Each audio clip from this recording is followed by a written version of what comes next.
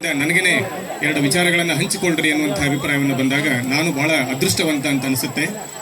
ಯಾಕಂದ್ರೆ ನೀವು ನೆನ್ಪಿಟ್ಕೊಳ್ರಿ, 1000 ಗ್ರಾಮಗಳಲ್ಲಿ ವಿಶೇಷ ಗ್ರಾಮ ಯಾವುದಾಗಿರುತ್ತೆ ಅಂದ್ರೆ ಅದು ಕಾಮ್ನೂರು ಗ್ರಾಮ ಆಗಿರುತ್ತೆ. 1000ಕ್ಕೂ 1 ಗ್ರಾಮ ಮಾತ್ರ ಸಿಗೋದು. ಯಾಕಂದ್ರೆ ಗಾಂಧೀಜಿಯವರು ಇನ್ನೂ ಜೀವಂತವಾಗಿದ್ದಾರೆ ಕಾಮ್ನೂರು ಗ್ರಾಮದಲ್ಲಿ.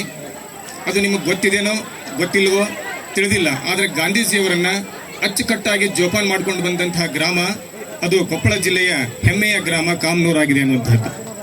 ಗೆಳೆಯರೇ, ಈ ಗ್ರಾಮ ಬಹಳ ವಿಶೇಷವಾಗಿ ಯಾವ ರೀತಿ ಇದೆ ಅನ್ನುವಂಥದ್ದನ್ನು ನಾವು ಹಿಂದೆ ಗಾಂಧಿ ಜಯಂತಿಯ ದಿನದಂದು ಒಂದಿಷ್ಟು ವಿಚಾರಗಳನ್ನು ತಮ್ಮೊಂದಿಗೆ ಹಂಚಿಕೊಂಡು ಮಾತನಾಡಿದ್ವಿ.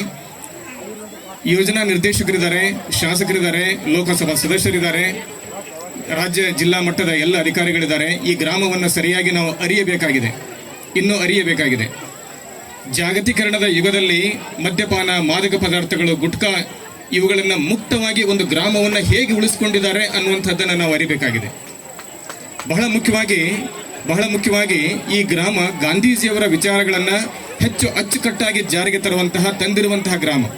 ಒಂದೊಂದಾಗಿನೇ ಜನಪ್ರತಿನಿಧಿಗಳ ಗಮನಕ್ಕೆ ತರೋದಾದರೆ, ಈ ಗ್ರಾಮದಲ್ಲಿ ಬಹಳ ಮುಖ್ಯವಾಗಿ ಕಾಯಕ ಸಂಸ್ಕೃತಿ ಇರುವಂತಹವರು. ಈ ಗ್ರಾಮದ ರೈತರನ್ನು ನಾವು ಗಮನಿಸಬೇಕಂದ್ರೆ 7 ಗಂಟೆಯ ನಂತರನೇ ಬರಬೇಕು, ಬೆಳಿಗ್ಗೆ 6-7 ಗಂಟೆ ಒಳಗನೆ ಬರಬೇಕು ರೈತರನ್ನ ಭೇಟಿ ಆಗಬೇಕಾದ್ರೆ. ಅಷ್ಟು ಕಾಯಕ ಸಂಸ್ಕೃತಿ ಉಳ್ಳಂತಹ ಜನರು. ಇವತ್ತು ಯಾವುದೇ ಕಿರಾಣಿ ಅಂಗಡಿಯಲ್ಲಿ, ಗುಟ್ಕಾ ಅಂಗಡಿಯಲ್ಲಿ ಹೋಗಿ ನೋಡಿದ್ರೆ ಅಲ್ಲಿ ಯಾವುದೋ ಗುಟ್ಕಾಗಳು ಸಿಗಲ್ಲ, ಮದ್ಯಪಾನ ಸಿಗಲ್ಲ, ತಂಬಾಕು ಸಿಗಲ್ಲ, ಸಿಗರೇಟ್ ಸಿಗಲ್ಲ, ಒಂದು ಚಹಾದ ಅಂಗಡಿನೂ ಕೂಡ ಇಲ್ಲ. ಅಷ್ಟು ಆರೋಗ್ಯಯುತ ಬದುಕನ್ನ ಈ ಗ್ರಾಮದವರು ಬದುಕ್ತಿದ್ದಾರೆ. ತೋಟಗಾರಿಕೆಯಲ್ಲಿ ಇವರ ಕೊಡುಗೆ ಅದ್ಭುತವಾದಂತಹದ್ದು. ತೋಟಗಾರಿಕೆಯಲ್ಲಿ ಬಹುತೇಕ ಎಲ್ಲ ಪ್ರಕಾರದ ಹಣ್ಣು ಹಂಪಲುಗಳನ್ನು ಬೆಳೀತಾರೆ.